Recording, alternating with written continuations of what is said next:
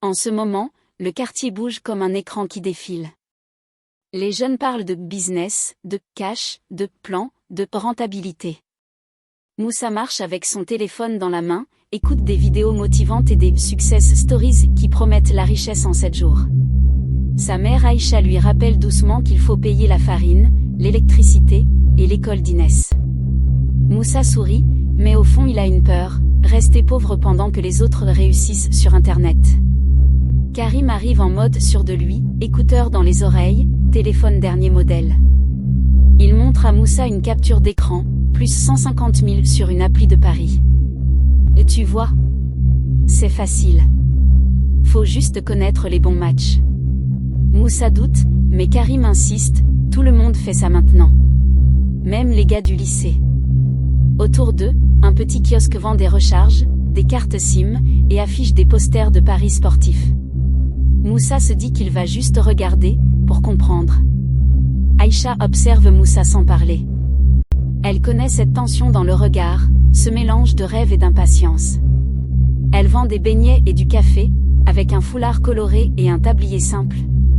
Elle dit, « Mon fils, l'argent rapide peut te faire tomber plus vite. » Moussa répond « Oui maman », mais son cerveau est déjà sur les vidéos de Paris sur les groupes Telegram, sur les influenceurs qui affichent des billets.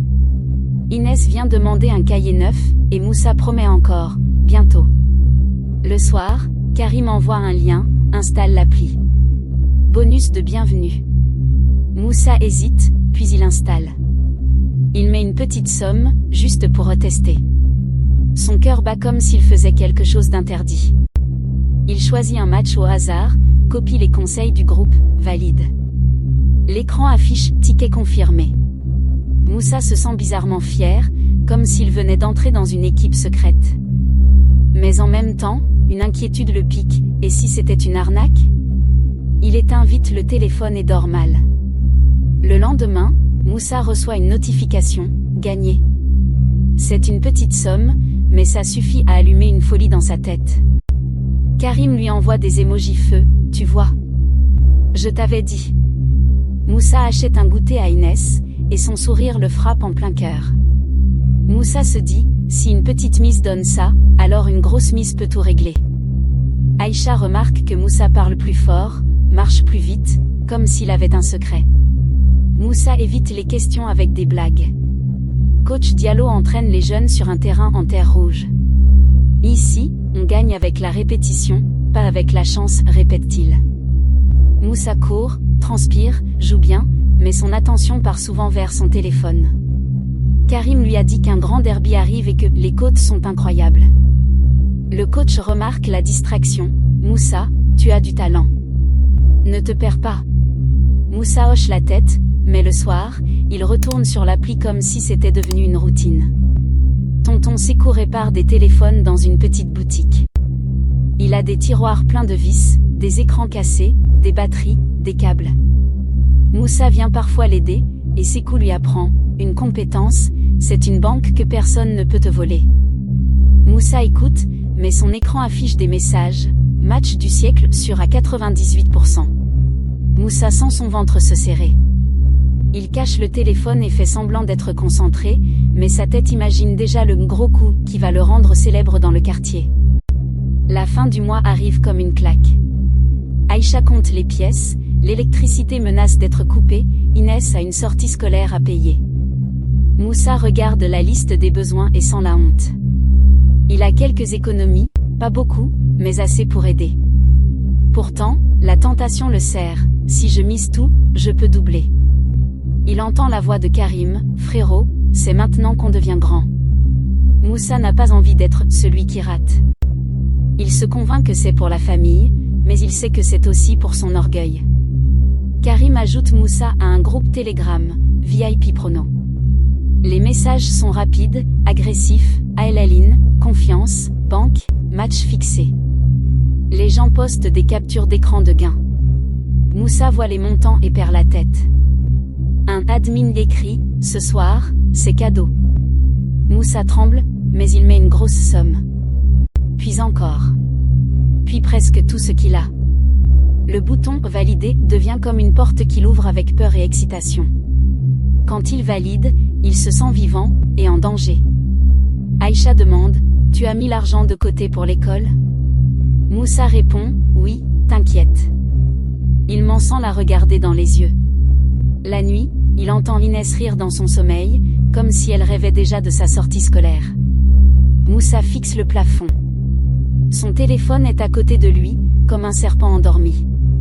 Il prie rapidement, puis il ouvre l'appli encore une fois, juste pour vérifier. Les chiffres clignotent. Il ferme. Il rouvre.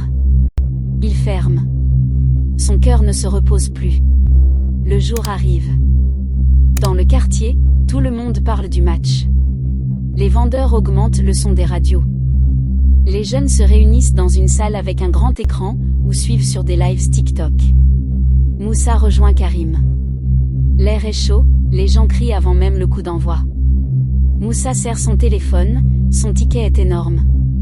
Il se dit, après ce match, ma vie change. Karim répète, c'est sûr. Le match commence. Chaque passe devient un battement de cœur. Moussa ne cligne presque plus des yeux. Son équipe marque tôt. La salle explose. Karim saute, des gens filment en story, des « wow » remplissent l'air. Moussa a l'impression de voler. Il imagine déjà acheter une nouvelle marmite à Aïcha, payer l'école d'Inès, réparer le toit. Il se voit comme un héros moderne. Il envoie même un message à Karim, « On a gagné ». Comme si le match était déjà fini. Mais la vie adore surprendre ceux qui parlent trop vite. Moussa ne le sait pas encore, mais la chute peut être plus rapide que la montée. L'adversaire marque. La salle se fige, puis grogne. Moussa sent son ventre tomber. Ses mains deviennent froides. Il se lève sans s'en rendre compte. Karim essaie de rire, c'est rien. Moussa n'entend plus. Il commence à murmurer des phrases comme « ça va passer, ça va passer ». Les commentaires sur TikTok défilent, « c'est foutu, c'est truqué, restez calme ». Moussa se sent trahi par l'écran. Il comprend que son argent dépend d'hommes qui ne savent même pas qu'il existe. À la mi-temps, certains sortent fumer, d'autres insultent l'arbitre. Moussa sort prendre l'air. Il achète de l'eau. Ses doigts tremblent en tenant le sachet. Karim dit, « Frérot, c'est bon. On a un deuxième ticket au cas où. » Moussa réalise qu'il a mis trop. Beaucoup trop. Il ouvre l'appli, les codes changent, tout bouge. Des messages Telegram crient, doublé. Moussa a envie de réparer le stress en misant encore, comme si un nouveau pari pouvait effacer l'angoisse. Il résiste, pour l'instant. Deuxième mi-temps. Un tacle violent. L'arbitre sort un carton rouge, pour l'équipe de Moussa. La salle crie, certains jettent des chaises. Moussa a l'impression qu'on lui retire l'air. Il entend sa mère dans sa tête, l'argent rapide te fait tomber. Sur l'écran, son équipe recule, panique, rate des passes simples. Moussa commence à transpirer plus que les joueurs. Il serre son téléphone tellement fort que ses doigts blanchissent. Il se dit, pas maintenant, pas après tout ce que j'ai mis. Dans les dernières minutes, l'adversaire marque. Un silence lourd tombe, puis des cris de rage. Le match finit. Moussa regarde l'écran comme si son regard pouvait changer le score.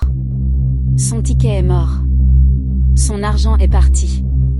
Karim ne parle plus. Moussa se lève, sort sans dire un mot. Dehors, la rue continue, moto, rire, musique. Mais Moussa entend tout comme un bruit lointain, comme s'il était sous l'eau. Il vient de comprendre une vérité, on peut perdre en une minute ce qu'on a mis des mois à économiser. Moussa rentre lentement. Il évite les regards, les voisins, les amis. Les affiches de Paris lui semblent maintenant méchantes. Il passe devant un mur où quelqu'un a écrit « Riche Fast ». Moussa baisse la tête.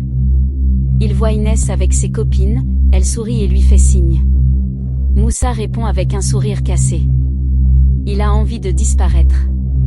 Le soleil se couche, et son ombre devient longue, comme si ses erreurs le suivaient. Il se répète, comment je vais expliquer ça à maman? Aucun mot ne semble assez. À la maison, Aïcha demande l'argent. Moussa bloque. Il dit, demain. Aïcha le regarde longtemps, puis elle se détourne, sans crier. Ce silence détruit Moussa.